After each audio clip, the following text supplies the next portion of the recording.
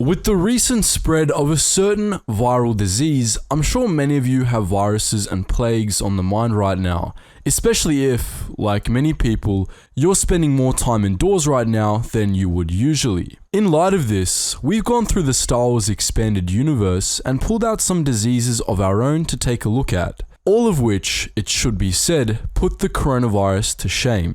In this video, we're going to be discussing the nastiest pathogens in the Star Wars universe, some that you might know of and some that you almost definitely don't.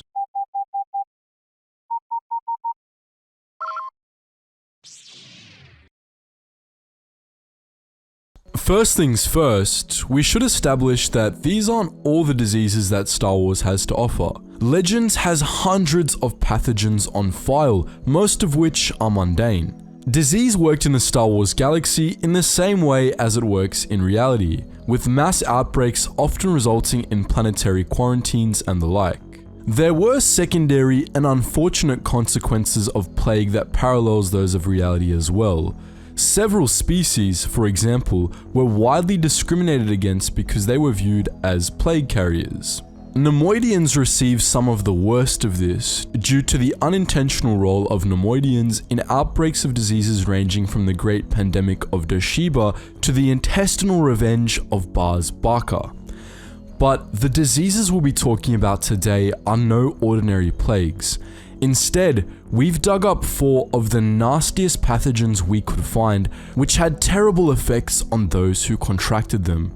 We've ordered this from the least to the most horrible. First things first, we have the Blue Shadow virus, which I'm sure all of you are familiar with.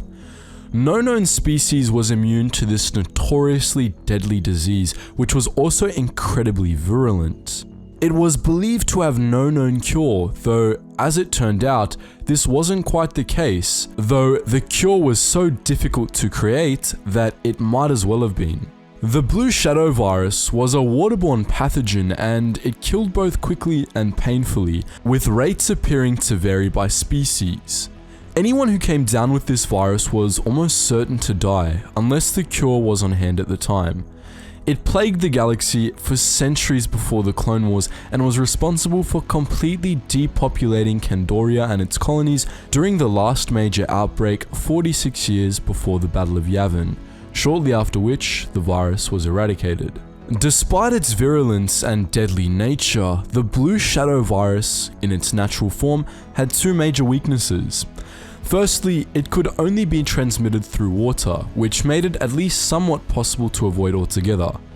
Secondly, it didn't appear to spread between beings. Like many rookie Plague Inc. players, it evolved total organ failure too early, and so if it was transmissible between beings, they usually died too fast for it to make a difference.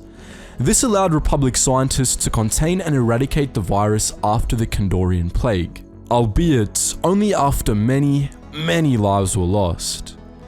That said, the strain concocted by Dr. Nuvo Vindi as a bioweapon during the Clone Wars corrected both of these weaknesses. His strain was airborne, which allowed it to be spread across an entire planet with ease, thus eliminating the first weakness and rendering the second irrelevant. Moving on, we have an even nastier disease, the brain rot plague. This terrible disease, unfortunately, was exactly what it sounds like. Coming in a variety of strains, with one of the most notable being brainworm rot type A, brain rot attacked the brain and central nervous systems of its victims, causing incredible pain before death. It was incredibly hard to treat and would kill its victims if left unchecked. Furthermore, it inflicted a wide variety of species, including humans, Nemoidians, and Animids.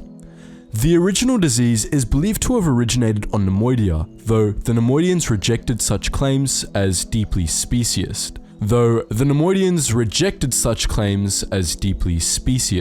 The symptoms and severity of the disease depended on the strain, but most strains were fatal, killing their victims after a short period. That short period would be incredibly painful, as the rapid decay of the victim's central nervous system manifested through a wide variety of symptoms, including, but not limited to, nausea, cold sweats, and worst of all, severe cognitive decline. Victims of brain rot type A, for example, would quickly lose their ability to read, and their ability to write would also atrophy severely, all in a fairly brief period of time. The disease worked fast enough that the victims were capable of perceiving this decline as it happened, which is an absolutely terrifying concept. Outbreaks of the brain rot plague were unfortunately common in the galaxy, especially in the Outer Rim or in refugee housing areas. Fortunately, these outbreaks appear to have been pretty easy to contain, if not to treat, or at least the natural strains were. Aside from the 3 known natural types of brain rot, a 4th was created by separatist scientists during the Clone Wars and used as a bioweapon by General Grievous during Operation Dirge's Lance. This strain, known as the Lodorvian brain rot plague due to its initial release on Lodorvia, was much more virulent than previous strains, and furthermore, it only affected humans. The Republic was able to contain this strain of the virus, but only after it wiped out the entire human population of the Wemel sector. Next up, we have the Krytos virus, a truly horrible disease that, even more horribly, was actually artificial, the creation of an Imperial scientist named Evir Dericote. The virus was designed to specifically target non-humans and kill them as painfully as possible, which unfortunately it did effectively.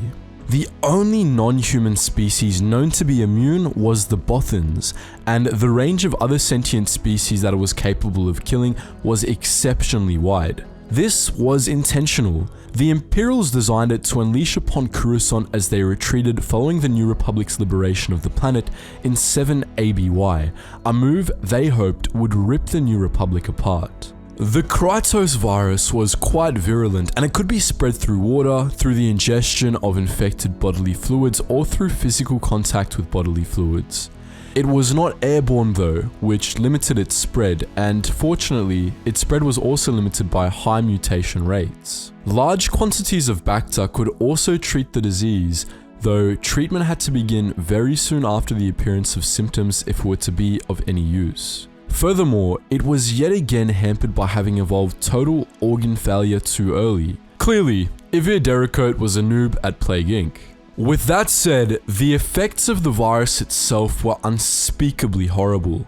Symptoms would begin to manifest after a 12-day incubation period, after which the victim had at most a week to live.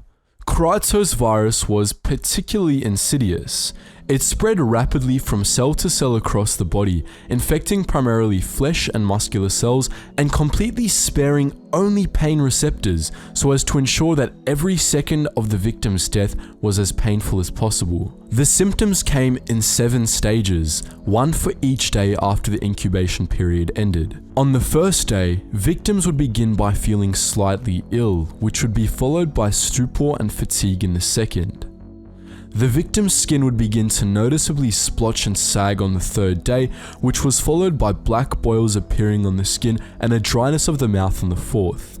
On the 5th day, these boils would crack open and the skin would begin to fracture. On the 6th day, dementia-like effects would begin to set in, together with hysteric behavior and unbearable pain. On the 7th day, the victim's flesh would begin to completely fall apart or even melt in the case of some species, quickly resulting in death. Most of you are probably sitting around wondering what the hell could have been worse than that.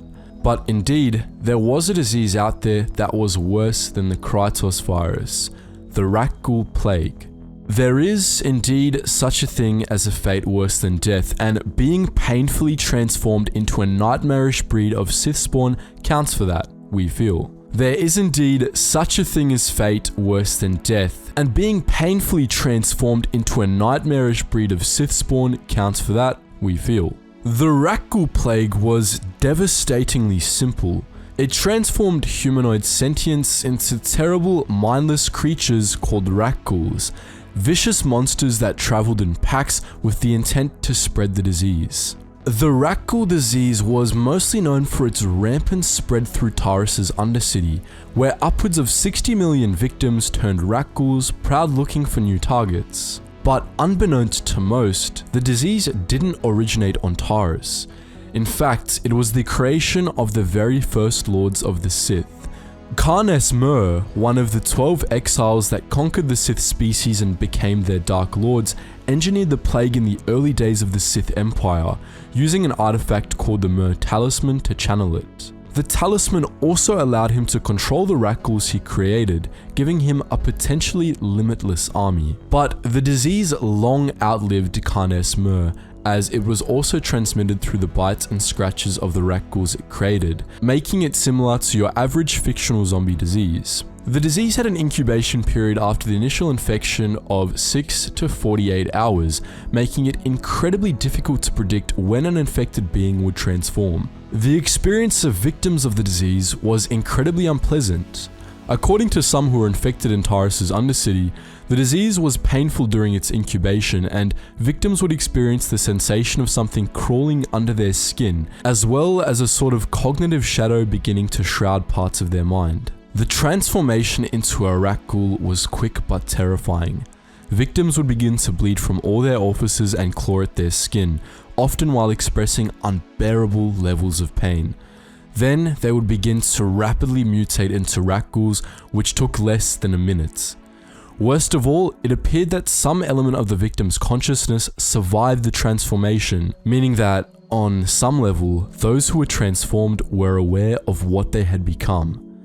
Fortunately for the galaxy, the Rakghoul disease had been eradicated millennia prior by the time of the Clone Wars, and though isolated outbreaks of the disease occurred in several incidents involving the Mer Talisman after the fact, nothing on the scale of Taurus's Rakghoul infestation occurred ever again. But who knows, maybe we're speaking too soon. So guys, that was our look at 4 of the Star Wars universe's nastiest plagues. But what do you think? Does this make you feel at least a little better about the coronavirus? Let us know in the comments section below. And just before you go, if you want something more to do while you're stuck in self-isolation and or quarantine, then make sure you check out some of the links in the description below. We have our Geetzlies Gaming Network where you can play games with other Star Wars fans such as yourself, our main Geetzlies Discord where you can just chat with them, and if you have a couple of spare bucks, you can also help us out on the Patreon. If you do decide to donate, you get access to a special behind the scenes Discord where you can see how we all work. Anyways guys, as always, thank you so much for watching and I hope to see you in the next video.